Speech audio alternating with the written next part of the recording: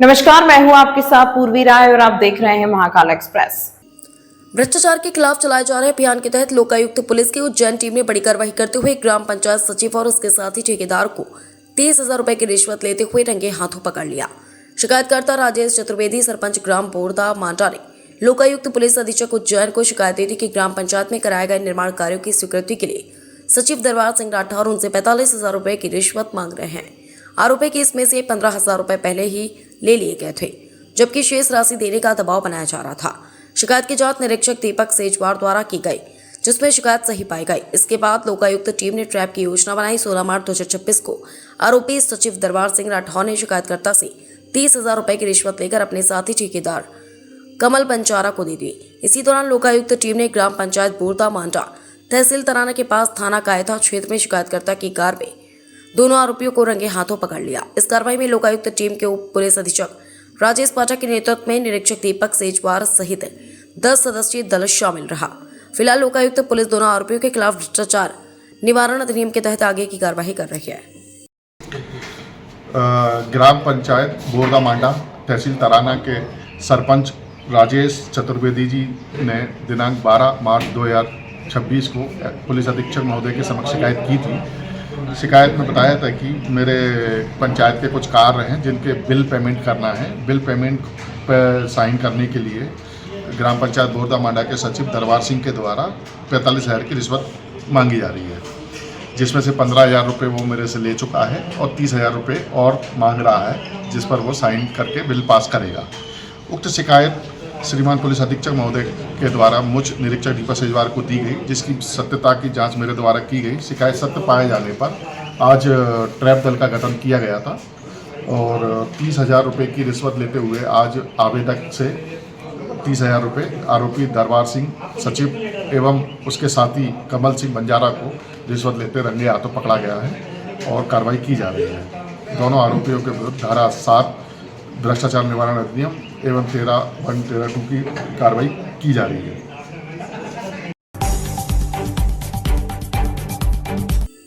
अंकपात मार्ग स्थित गायत्री मंदिर पर मां शक्ति महिला मंडल समूह द्वारा फूलपति का आयोजन किया गया। कार्यक्रम में समाज की महिलाओं ने उत्साहपूर्वक भाग लेते हुए पूरा आयोजन को श्रद्धा और उमंग के साथ संपन्न किया। कार्यक्रम के अंतर्गत महिलाओं ने पारंपरिक वेशभूषा धारण कर फूल पत्र यात्रा निकाली। इस दौरान महिलाओं ने दूल्हा दुल्हन का रूप धारण कर आकर्षण प्रस्तुति दी।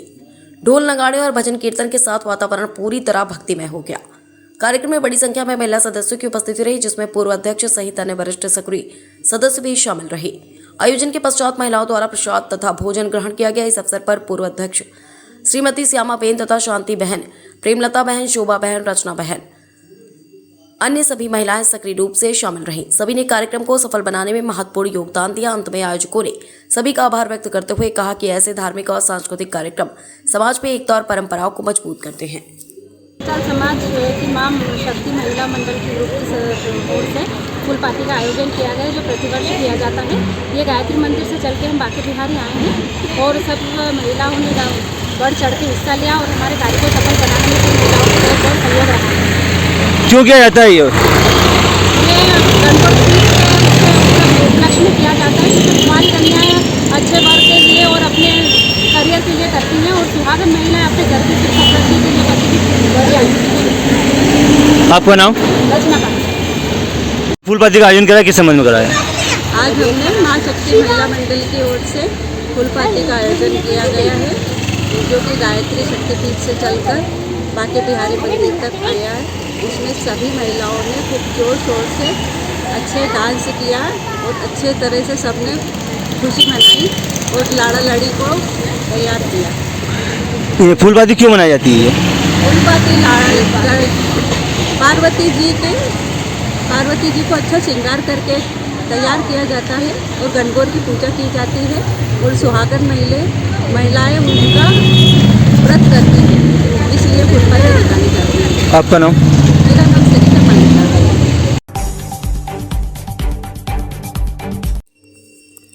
आस्था का सफर उस वक्त मातम में बदल गया जब उज्जैन से संवरिया सेठ के दर्शन करने निकले भाजपा जीवाजीगंज मंडल उपाध्यक्ष और उनके मंडी व्यापारी मित्र की कार काल का ग्रास बन गई।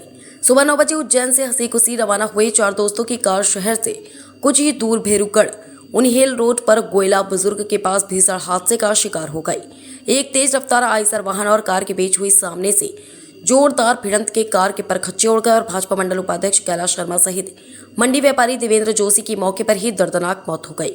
मृतकों में अब्दालपुरा निवासी भाजपा जीवाजीगंज मंडल उपाध्यक्ष रिंकू उर्फ कैलाश नारायण शर्मा, पिता बंसीलाल शर्मा और कृषि उपज मंडी के व्यापारी देवेंद्र जोशी, पिता चिंतामन जोशी निवासी अब्दालपुरा शामिल हैं। एडिशनल एसपी आलोक शर्मा ने बताया कि वाहन की टक्कर में दोनों वाहन बुरी तरह क्षतिग्रस्त हो गए। घटना की जानकारी मिलते ही भेरूगढ़ थाना पुलिस तुरंत मौके पर पहुंची और घायलों को उपचार के लिए अस्पताल भिजवाया। इस हृदय विदारक घटना में सुरेश नवलानी और देवेंद्र मारोटिया घायल हुए। बताया जा रहा है कि इनमें से एक गंभीर घायल है। दोनों घायलों का निजी अस्पताल में उपचार जारी है।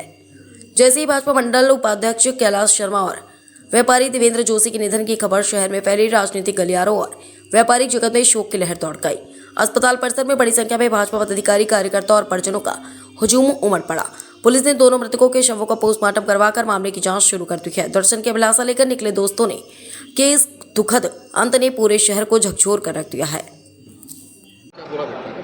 थाना भैरूगढ़ में उन्हेल रोड पर गोयला बुजुर्ग गांव के पास में एक आइसर और एक स्विफ्ट डिज़ायर गाड़ी जो है उसके बीच में एक्सीडेंट हुआ है, जिसमें 2 लोगों की डेथ हो गई है और 2 लोग अभी घायल हैं। और पुलिस ने इसमें जो आइसर है उस गाड़ी को जब्त किया है और हम लोग आगे की कार्रवाई कर रहे हैं। तो घायलों की क्या स्थिति है अभी ये लोग घायल हैं, इनको हॉस्पिटल पहुंचाया गया है, उनका इलाज चल रहा है। अभी ड्राइवर फरार है।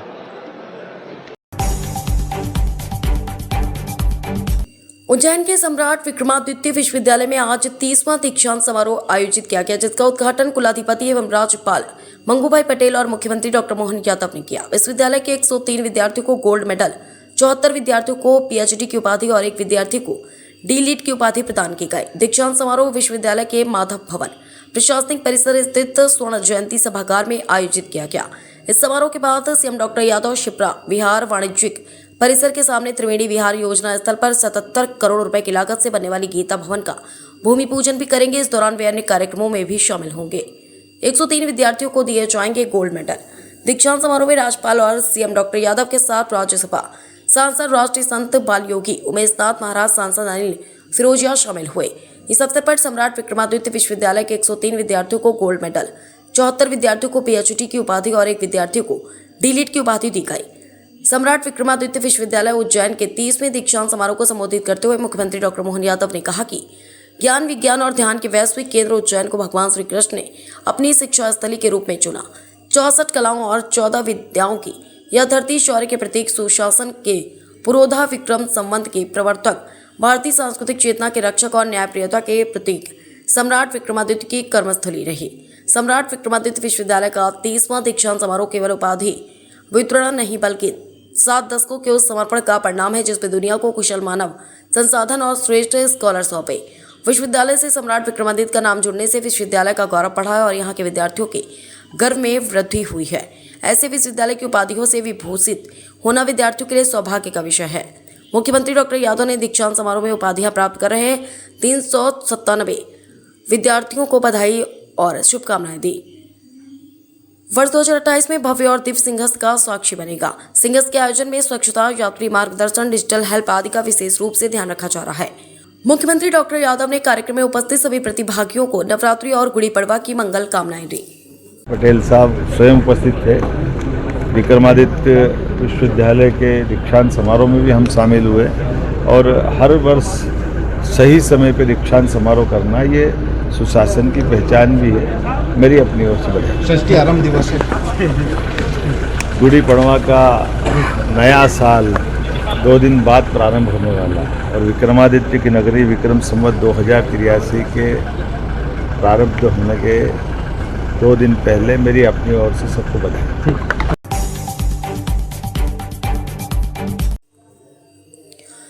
इस गलत जानकारी फैलाने वाली वीडियो देखने के बाद एमपीआरडीसी के चीफ इंजीनियर, जनरल मैनेजर और ब्रिज एक्सपर्ट के साथ ही अथॉरिटी इंजीनियर और ठेकेदार भी इस साइट पर पहुंचे और सरियों का निरीक्षण किया।